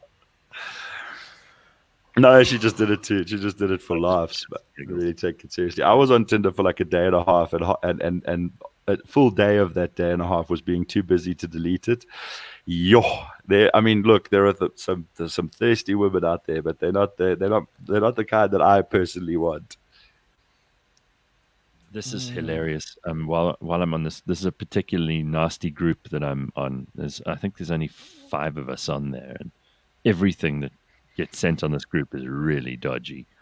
This one's probably the safest of all of them. So let me just show you. Okay, we're seeing method-looking man with mullet. Right, method looking man with mullet, and it says, "All right, I'll bite. What do I do for a living?" Then he posts that, and someone says, "Work as a butler in a haunted mansion and put your little hand in the mashed potatoes." Have you ever been anywhere that you believed was haunted? Because one of my artistic No. and literary heroes, Corey Taylor from Slipknot, Stone Sour, and Corey Taylor, he's got 5, I think, books now, and except for the one which was trying too hard to be funny, they're very, very good. And the second one, I've got a lenticular picture behind me signed by him. It's literally that one over my shoulder. Okay, That's very cool. So he's got a book called "The Funny Thing Happened on the Way to Heaven," and he's like a devout atheist, and he's had personal experiences with ghosts, but like several of them, apparitions and stuff. One in particular, as a kid in a haunted house where 4 of his friends were together, and one of them went nuts afterwards, and the rest of them never spoke again because what they saw in the haunted house was like a thing running down the stairs screaming at them to get out. And then 2 of them went back like a year later. They couraged it up to go back, and the door that the stuff was written on was no longer there. Like, it was nuts. He recorded an album in Rick Rubin's Haunted Mansion, which I think was a serial murder happened there, and it's been changed hands many times, and stuff was standing over him at night while he couldn't sleep. So he's like, look, it's got to be some sort of reverberation, some sort of like energy thing. He then went to various different try to find answers By the way, to you're what really this is. upsetting Sia now, Gord. I mean, Yeah, Sia's so getting very comfortable. The moral of That the whole story is that Hold on, that story about the kids who went into this haunted house and then they ran Yeah. out and the one kid lost his mind and they never spoke about it. yeah. I love stories like that, especially around a fire Why? in a Yeah, they faraway were like place. a group of It's childhood mates. Oh. I But just like he says everything he together. tries to rationalize it. He's like, look, I don't believe that like spirits either, but I got to figure out what has happened on these many occasions, the shit that I saw that I definitely saw. So he kind of ends up with like a couple of different theories and goes, well, the truth is we don't know, but some shit's going on. Yeah. This was going Ooh. somewhere about how Corey Taylor's a hero of mine, but I just ended up on his ghost story, so that'll Well, have to do. I've never seen a ghost. I've never experienced a haunted house or any of that shit. So That was the I can question, yeah. yeah, I can honestly tell you, I don't know that that's something real. Yeah, I don't think I've seen. I was we stayed over on a long road trip when I was a kid, the family, at like an old family friend in some dorpy out in the middle. And he lived in this like really elaborate building that was an old Masonic temple that had been like converted. And everyone talked about it to the point where I spent the night terrified. And I think everyone was like super scared and listening for noises. But I think I was a kid and my mind was playing tricks on me. But I know people who've seen like actual things. Sia's not enjoying it. Sia's not having it. I like those stories, though. Listen, we'll maybe get to this a little later because I see Sean Sanders is there. Hey, Sean, how's it, dude? Hey guys, hey Gareth, how's everything going? Good, man. Nice to see you. Always is. And once more, a good week in crypto. I think we hit some new record highs on like Saturday, Sunday, and Monday, right? Yeah, I know, we I did. did. Bitcoin. Yeah, Gord, You had some see- Bitcoin. Yeah, Gord, No, I just Have you- hit have some you bundles? record. I just hit some record highs. All right, so Well, Sean, tell us what's happening in the world of crypto this week, and we'll get to the specifics in a minute. But if you haven't met Sean before and you're new to the show, maybe you've tuned in on YouTube for the first time today, then what you need to know is that Sean Sanders is the co-founder of Revix, and Revix allows you to effortlessly own a diversified portfolio of the world's top cryptocurrencies, which automatically stays up to date with the ever-changing market. You can find them on social media at Revix Invest. That's on Facebook, Instagram, and Twitter. And you can sign up today for free. So, what's going on? So the all-time high was reached on Saturday. We got to $61,500 for the first time ever. You saw Bitcoin hit 920,000 Rand as well. Jesus. It's Unbelievable, crazy. right? It's absolutely, I had to kind of pause there because it's remarkable. I mean, I spoke about Bitcoin hitting 1 million Rand 2 years ago and people laughed at me. And, I think you've heard a lot of sort of crypto advocates and, people always going, well, this is a fad and this is, going to go away. And I think we had a point now when you've got the likes of Tesla, MicroStrategy. I mean, hell, there's institutional players in South Africa. And this is the kind of exciting news. I can't say any names, but there's some pretty big players, banks that other big financial institutions, not really too many to pick from. They're looking at this space. You're being a little bit cryptic there, and not cryptoic. So this is happening, right? In the background, these people are starting to dip their toe and then eventually their foot and then their whole leg in. Completely. And it starts as sort of a drip. I think that's the best way to sort of describe it, right? I mean, any new technology, internet, it started as something that was weird, clunky. People didn't know how to use it. It was weird. And I think that's the operative word, right? It's a super weird space. I mean, people are like, what do you mean a blockchain? What do you mean cryptocurrency? And then all of a sudden it's like, oh, right, that's something that just becomes, everyday jargon or everyday terms and whatnot.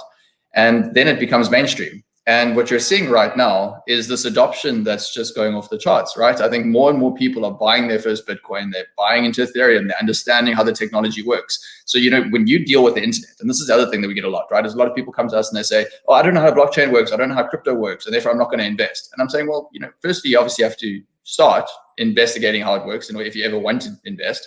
That's the first area. And then the second thing is, I'm pretty sure you don't know how banks work. I'm pretty sure you don't know how the internet works. I'm pretty sure you don't know how a lot of things work. So, you have to start somewhere to actually get into the technology. And the best way to start, like what we've said all along, is, put 500 Rand into this. We've actually even lowered our investment minimums this last month to 150 Rand.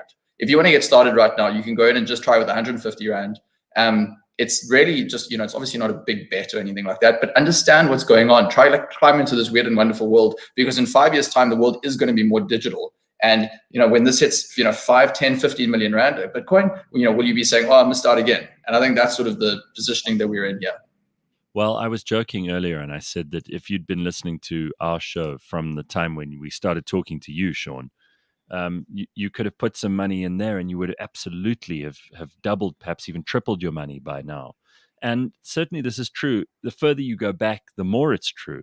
I mean, when we started Cliff Central 7 years ago, you know, if you'd been able to buy into the crypto market then, which we were talking about on our shows, you would have made a ton of money by now. Oh yeah. Now, if you invested in our top 10 bundle when we launched Revex, if you put in $100, you'd be sitting with $10,270 right now. And that's the sort of growth. I mean, again, that's the opportunity with these new asset classes. Now, don't get me wrong, it's obviously risky, right? I mean, let's just take a step back. Obviously, things fail. Like, this is not going to just be a vertical line up, and this market can pull back 50%. Like, let's just acknowledge that. But Cool. you know, do you see greater adoption going forward? Do you see younger people more interested in this than like maybe even like the likes of Gold and whatnot? Yeah, like I do, and that's sort of our investment thesis here. Yeah. No, I think that's a very good point. All right, so let's talk quickly about the world of crypto in 3 years' time, because this is pure speculation, but there are some things that we can say for sure. And those things have to do with what you've already touched on, the institutional investors, the fact that this becomes a lot more ubiquitous across the board, that people start to actually use it for trading, that people start to use it in the platform sense for building blockchain applications. But what do we know about the next 3 years for sure? So there's so many different areas we can sort of get into here. I think the main area really is the banks are going to enter the space. They're entering the space in the US, they're entering the space in the EU, they are entering the space now. I guess the UK isn't really part of the EU anymore, but the banks are moving it, right? There's money to be made. There's a new financial system being built. The banks are being left behind. So they're moving into the space really quickly. Banks in the US now are able to custody cryptocurrency. So currently you can actually go and deposit cryptocurrency at a bank, and a bank, depending on obviously the bank, but they should be able to look after that for you. They should be able to provide deposit insurance. And that's really a big move. And that's sort of how this thing goes mainstream. Because the way that crypto is built is, remember, it's peer-to-peer, meaning that you don't actually need financial intermediaries, but you do need people that are able to look after their assets, right? You need people to look after your assets, to be your custodian. And that's where the space is really going to go. Now, when it gets there, you know, sort of the sky is the limit, right? And I know it's, again, it sounds really weird when people are like, oh, but then crypto takes over the world. No, I don't think that's the case. I think you've got fiat currencies, so dollars, rands, and everything else that exist alongside sort of digital currencies that are non-sovereign. So currently the rand belongs to the South African, belongs to South Africa. The government's ability to actually deliver on promises sort of then backs the rand as well. I mean, when that confidence gets lost, the rand appreciates. And when growth or GDP growth declines, the rand appreciates as well. And then you are seeing sort of this move to non-sovereign digital currencies. Remember that a non-sovereign currency like Bitcoin, as an example, has a hard cap. You've got 21 million Bitcoin in existence. There'll never be more. Litecoin's got a very similar sort of setup. So that's a very appealing characteristic when you compare that to, the central banks around the world now that are printing unlimited amounts of money, really. So I see a world where everything kind of coexists. The world of crypto is going to be more mainstream. It's going to be easier to use. You're not going to be using a public key. And again, this is jargon, but you're not going to be using a public key when you're making a transfer. You're going to be using something that's far easier for somebody to interact with. The wallets are not going to be as complicated as they are today. And I think, again, I can get into a lot more detail, but in a nutshell, that's sort of where I see the world of crypto in 3 years' time. Gareth, you're muted. Yeah, Gareth, stop being muted. Sorry, how very rude. Sean, I got a question from someone that's a little more Revex specific, and it has to do with your rebalancing. Do you want to explain to me exactly what rebalancing is and how that works? Because for some of us, that's still something that's a little bit unclear. How do you do it? What's the thinking behind it? What's the science behind it? How do you guys determine how to rebalance a portfolio? Sure. So we've got algorithms that run every single month that automatically rebalance our bundles. Now, what this essentially means is that we'll take out cryptocurrencies that have declined in value, and we'll include cryptocurrencies that have increased in value and moved either into the top 10 or moved out of the top 10. So if you look at the top 10, and I mean, this could be for any of our bundles. Remember, we've got 2 theme-based bundles, one focusing on payment-oriented cryptocurrencies that are sort of looking to become digital cash. Then you've got another bundle, which is a smart contract bundle, which looks at the likes of Ethereum, Cardano. So these are the cryptocurrencies that are sort of providing the blockchain infrastructure for other applications to be built on top of. Now, all of the bundles, and then we've got the top 10 bundle, which I've mentioned before as well. Each of those bundles are rebalanced monthly. And if you look at maybe, let's say, the top 10 bundle right now, you've got the likes of Binance Coin, Cardano, Right. Polkadot, Chainlink. I mean, those are cryptocurrencies that, unless you're in the crypto world, you probably don't know too much about, but they weren't in the top 20 last year, never mind the top 10. So this crypto world is really volatile. Things change quite quickly. Another thing to take note of is if you look at Bitcoin sort of 3 or 4 years ago, it had between 80 to 90% of the entire cryptocurrency market value assigned just to Bitcoin. That's now come all the way down to about 58%. So over the long term, we believe at Revix that you're going to have other cryptocurrencies that start competing. And that could be like Ethereum, Cardano, it could be one of these other cryptocurrencies that really start competing with Bitcoin's dominance and take up a greater market share than that of Bitcoin. And that's really the big investment thesis here, because each of our bundles are equally weighted. So what we do with the rebalance is, as I mentioned, we obviously remove certain cryptocurrencies, we include other cryptocurrencies so that you stay up to date with the market. Because if the market's moving and you're not holding the top cryptocurrencies, you could be holding the likes of, I don't know, let's say Bitcoin Cash SV, which has now gone out of the top 20. And if you are holding a top 10 bundle from a year ago, you would have lost a lot more than if your bundle was automatically updated. So what we did when we built our bundles, we essentially looked at what sort of combination of rebalancing. So should we rebalance daily, weekly, monthly, yearly? What combination of rebalancing produces the best returns in the world of crypto? Monthly rebalancing with an equally weighted portfolio, which overweights the smaller cryptocurrencies relative to a market weighted bundle. That's the best performing bundle. And that's essentially what we built. And these gainers and losers that change all the time, but you rebalance how often? We rebalance every single month. So remember, on a daily basis, you'll have some that increase. Like yesterday you had the likes of Cardano up about 20%, and you'll benefit from that for the month. But at the end of the month, we'll actually take profits on Cardano for you and move that into other cryptocurrencies that then haven't increased in value as much. Very, very nice. All right, this is terrific. You can go and find out more by signing up at Revix for free. You just verify your ID, and you can put in, as Sean says, as little as you like or as much as you like, and start to have a dog in the fight. Start to actually have some skin in the game. All of this is happening on Revix.com. Thank you, Sean. Nice to see you, dude. Great, guys. Thanks, Gareth. Have a good rest of the day. Chat to you soon. Awesome. Very, very good. So there we are. There's our update with Sean Sanders for the week. He's Very, a very handsome guy, let's just face it. Well, there in his he was Revix shirt, sounding all super smart. He like won't it. find. Let me just see if I can find a picture here. It will be on Google. Sean Sanders, because he's been on the cover of magazines. Show you this. Oh, right. I remember he was Mr. April and I was Mr. March. So, Sean's yeah. not, that's right. See, that was the year that you were also in the magazines. That's right. Yeah. Very good. Yeah. So What were you in the magazines for, and why did you have months? Were you on a calendar? Were you on a sexy man calendar, Sia? Yeah. Men's Health. Gosh, I actually lose track now. Men's Health. Sean Sanders, I've been in Men's Health before, Sean Sanders is here. Sean Sanders is here every week, and we kind of forget that he was a very, very famous model. Look at this. This is Sean from the cover of Men's Health. Look at this. Like Sean. So that's what he's packing under that Revix shirt.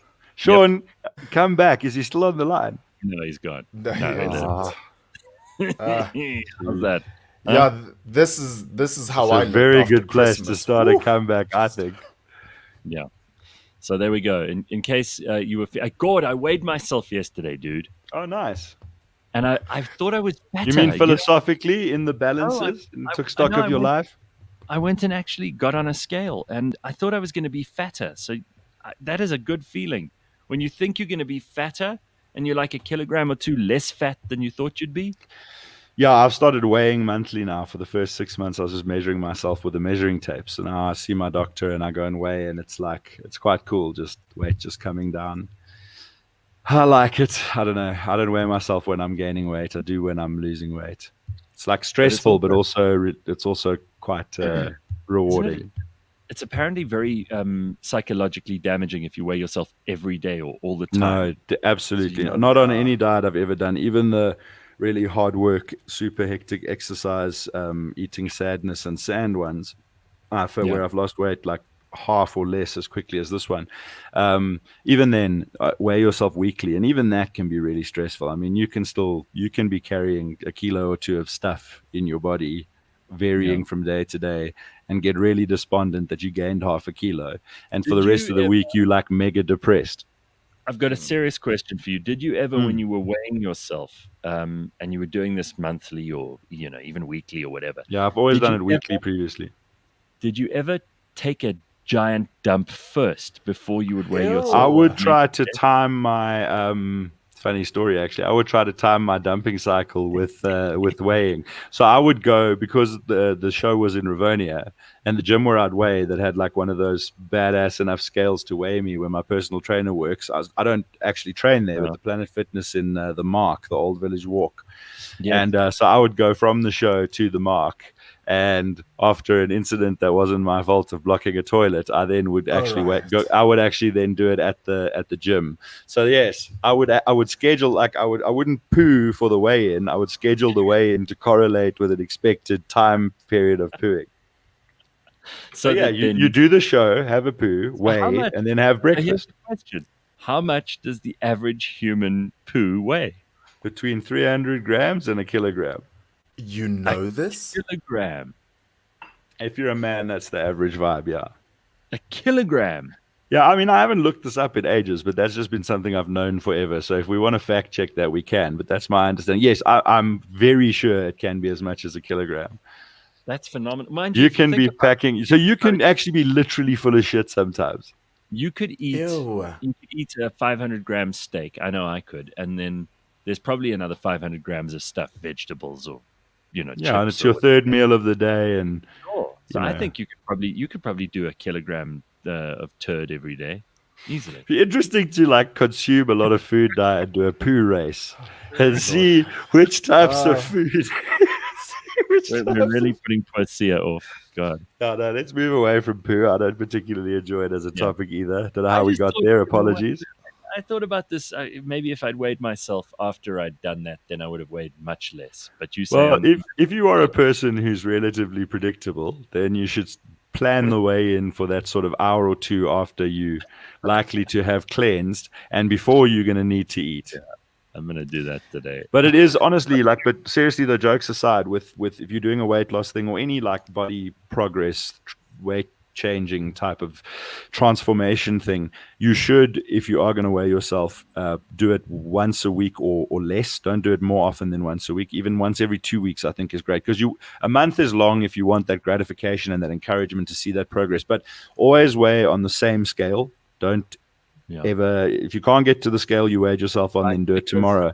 Because they fluctuate hugely and they're calibrated differently. You could get a 3 or 4 kilogram difference that'll totally break your heart or make you think your miracle diet's working better than it is. So that's one thing. Same scale, then same day of the week, definitely, but ideally same time of the day. So just set a weighing day and a weighing time, and let it ideally be about an hour after you would expect to have had a poo. But otherwise, just make it the same time of the same day on the same scale every week, and then you won't have so many fluctuations. Don't ever say that this show doesn't help you, and we don't give you solid advice every day or liquid advice. Well, solid depending on.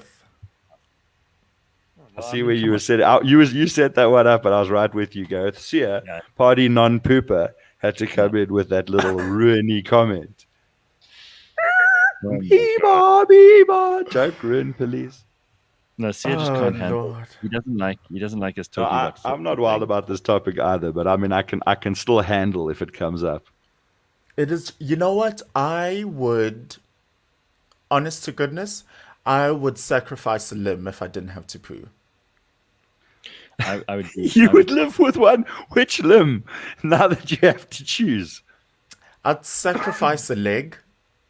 Just you would lose a leg so that you'd never have to poo. Yeah, you'd live with one leg instead of having to walk your two healthy ass legs to the bathroom and poo now and then.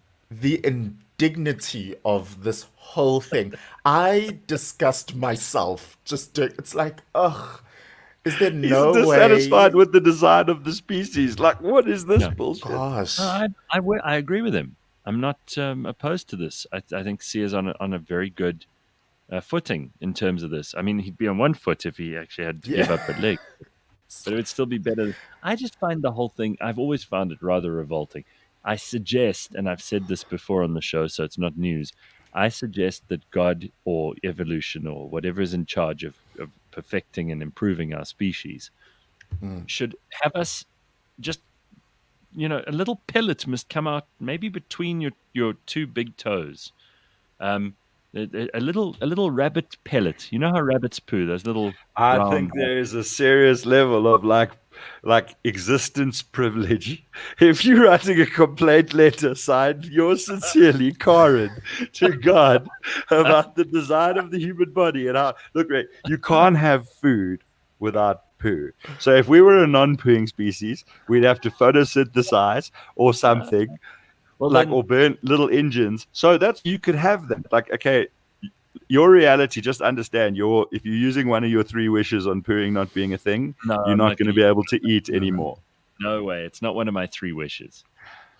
Yo, Let I've me thought see long if and I hard would about what my consider 3 it. wishes would be. Now, keeping in mind, you're not allowed any of this tricky, like Wait you a get wait a 3 second. wishes and that's all. There's a Hold on. finite Hold on. number. Hold on. Gord.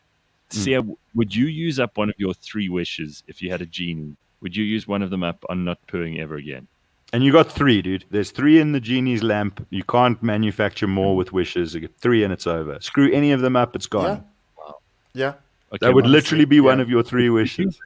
gee, Mhm. wow, that's you're more hardcore than I am about that. I would even Unfortunately. I guarantee trade. you it wouldn't be. I guarantee you you'd either blow them on the spot with shit that you'd later be like, oh, I should have thought that out, or you'll overthink it to death. But you won't use Nah. one on not So pooing. what's yours, Gordo? You must have thought about this. You introduced the whole idea. Yeah, I can't. I can't see. I've reconsidered my sexual superpowers of attraction because they feel a bit non-consenty. Like even if you just irresistible to all humans you want to have sex with, then it's kind of still non-consensually. But like honestly, like they've gone from very like juvenile and childish through my life as I ponder this in my half asleep state to quite like simple. I just like the planet to be in better nick, and for I'd like to be kind of immortal and an infinite access to an infinite supply of wealth. Hold on. Explain the difference between amortal and immortal. Immortal is like you can live forever if nothing kills you. So like as long as you keep your support systems going. So yeah, if you get hit by a train, you still die. Yeah. Yes. But you know, like for example, one very science fictiony example of what will probably ultimately just be to do with like preserving your mental stuff in digital format and putting it in a new body or constantly regenerating your body. But that show Altered Carbon. The principle is if these like very rich people can keep funding and not ever break the chain of aliveness, they can live forever. So I'd like to be in good, capable health for as long as I either want to, jump off a cliff if I feel like I'm done with all of this, or you want the threat. You don't want to be immortal and impervious. You become like non-interactive with reality, and you're a superhero and a god. You just want to not get old and sick. I don't know. I kind of like the idea of superhero and a god. Yeah, maybe when I was younger, like amongst all my other like superpower wishes and stuff. But really, like I just think if we could find like genuinely renewable, practical sources to everything. Yours are fix Healthy the earth. planet. It's not a way to unfuck the earth. Right. Being basically immortal, and then having a constant supply of access to wealth. So, for example, when real money's gone and Sean is the new Bill Gates and everything's digital and you have to have the microchip in your forehead to use your money, then I want lots of that. Then after the next World War, when you all go back to the coal and brick system, I want lots of bricks. So on and so forth. All right. Now I've thought of mine. I know exactly what they would be. I would want to. I would also like the immortality, if not immortality. I kind of like the idea of that, and I don't mind if the mortals think I'm a god. That's okay. Then what about like immortality that you can decide to turn off? Like immortality, but I can bow out if I want to. Yeah, everything has to be able to eventually die. So because if you're stuck living forever, it's a proper shit show. Well, because you're gonna be there at the heat death of the universe, right? Exactly. No, for real. That's what I wonder how many people who fucked up their wishes and said I want to live forever are going to be the only things floating around, all fucked in. Like in Superman, the bad people in the glass shards that float through the universe, all fucked in a glass, all unhappy in a glass shard. Like that'll be you and like 9 other people, and you'll just look at each other through the glass shard, thinking, I bet you made the same stupid wish. What was your genie's name? So I'd go for that. I would definitely like to fly. I think that's always been something I've wanted to do. And fly unaided by vehicles, like as a human being with the... Yeah, I don't know if wealth is necessarily a particularly noble goal. I would rather be able to read people's minds. And I would want the wealth purely so that I don't have to worry about it. Then my life would be about traveling. It wouldn't be like, oh, I want now to like collect yachts and race them against other billionaires. I would never have to want to worry about like being economically fucked. Yeah, okay. I must give this some more thought. I will have to. But what was it? You want to fly? You want To fly, immortality unless you change your immortality, mind? and maybe to read people's minds, but I think that could be a two-edged sword, because then you will Yeah, find you- out quickly that some you- people don't like you immediately. But you'd find out things you don't like about everybody. Like you'd hear thoughts that people are entitled to have about like, "Ugh, he's going on and on right now, isn't he? God's sake." And you know, it's like it's just your way of sort of like you know, you love, and everyone that you love has got little things about them that you accept, but that you will probably occasionally notice. Yeah. Sorry, throughout this whole conversation, I now just have the Celine Dion song stuck in my head. Let me tell With you, the Bee throughout this whole Gees. What conversation, part of us got a Celine Dion song in your head, Yeah. Cecilia? you disappeared for a while. Immortality. Oh, that's the What Bee are the rest Gees. of the? I wanna make I No. wanna make this journey through eternity. So yeah, We Not can all of say us. goodbye. But you are super So ironic did you- that the Bee Gees have immortality songs, just saying. did you hop into a glass shard and disappear for like half of that conversation? Because I thought that maybe you got bored and just left us. Or did you have an internet issue? It was an internet issue. Okay. Or I could say it was one of Did you my go have a wishes, who quick knows? bath? No. A quick lanolin touch up? I am so shocked that bathing is not the norm for more people. You guys just need I to cleanse, come on make to no the good mistake, side. I wash, but standing up in the shower usually. But I like a good bath, like when I can fit comfortably in a bath, which I actually haven't tested. I might now. I mean, it's just like 70 kilos. Like I tested it last. I got it, like you get stuck in the bath and it's difficult to get out. But I Gord, like a do you- bath, like if I've had a really hectic training thing or a really hard boxing session. So assuming a comfortable bath, I bath on average like once a month. But once I get uncomfortable in the bath, I stop bathing. So I'm all for cleaning yourself with hot water and soap. But like chilling in a bath, especially if I've just woken up in the middle of the night, no. But what else is in the middle of the night? Did You're you also hear that, making anus video? soup out of yourself. You're making a U-flavored water. Have you watched that show Disenchantment on Netflix by the same people who did The Simpsons? And it's like a fairy tale. It's like a dystopian fairy tale story. It's pretty good. I give it a 7.5 out of 10. But there's a dude who's so poor. He sells me-flavored water. So he just stands in a barrel and he stands there and it's like he's got a ladle and he sells them for like 1 cent.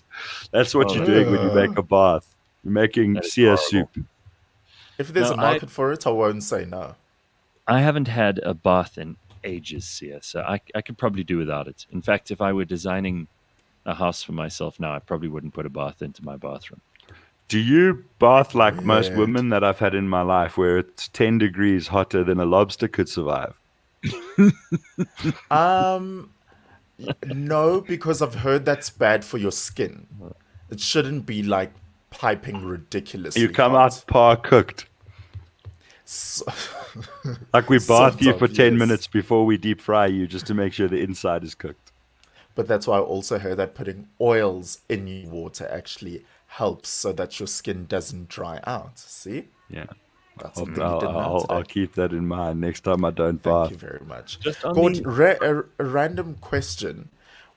What are the other unconventional markers you use for your weight loss? So it's like, One okay, is- can one I is fit Pete- into a bath? Can I? One is penis vision, which is how much of your penis you can see from certain regular everyday angles. So you've got the bed, you've got the lying on your bed angle, you've got your standard couch position. So that's a very useful and good marker. And then also obviously clothing. But like for me, like I couldn't like get my knees very close to each other. How easy it is to stand up. I got collarbones like a week and a half ago, and now they went from just being like, oh shit, there they are, to now you can see them some of the time. Clothing's a big About all of one. that. And if you are fortunate enough to be gunning, that's also a really good marker if you're getting laid now and then, which I currently sadly I'm not, but I have had it as a marker in the past. Like physical, and I mean really, like your physical capability, where you get muscle stiffness, how able you are in the bedroom is a pretty good check as well. Just to go back Your to your gun wishes, gauge. Gord, Lee Back says, to mine. Go back to what, Gary? No, I want to go back to the wishes. If you could have 3 wishes. So Lee says teleportation is better than flying. It's instantaneous compared with being exposed to the elements. That's a good point. Fair. Read minds. Yes, but that would be draining to know everything. Yeah, I agree. Probably a terrible one. I think I'm going to throw that one out. I do have to. Imagine the oak at the end of the heat death of the universe in the glass shard, and he's in the glass shard at the heat death with the other 90 that back the same wish up, but he's holding his ears, screaming because the voices of the universe's death are like ringing forever inside his glass shard. He can only hear the vestigial resonance of thought, which is now death. How about this one from Andre? He says he wants to fly but without wings. Also wants to be like a chameleon so that he could change his race group as needed. That would be interesting. Flying without wings. No, must be which is also known as plummeting. I thought it was going to be too corny if I also sang that. So I'm glad, Gord, you took it and ran. I wonder if all those people who are so obsessed with like gender studies and everything. Oh God. I wonder if any of those people would choose to be able to switch races so that they could experience things, their lived experience, and then they could really understand it rather than just theorize about it. I wonder if there's anyone who would choose that. I'd like to be able to do that, but with my tattoos. Like I can just change them. I can make them come to life. They become like cartoons, and I can just use them like Rorschach mask. Your imagination is wild. Oh, you have no idea. How about this one? Woody's got a good one. Woody's got a good one. That's always a promising start. The ability to read, write, and understand and speak any language after seeing it just once. I'm with you, but not even having seen it just once. You can just, if it exists, if you encounter it, you can just jaw it. Yeah, you are the Rosetta Man. Yeah, you can speak Urdu 1 minute, then you and if an alien arrives that speaks in a language that's got to do with sound, you can immediately start going, and you're just like, guys, it's cool. They just want to literally borrow some salt. Like, can we give them a chunk of Dover? They've got like plutonium galore. They're literally, that's their grass that grows up. They grow enriched uranium in their flower beds. They say we can have as much as we want if we could just give them 3 tons of salt. Please just ask for salt again in that alien language.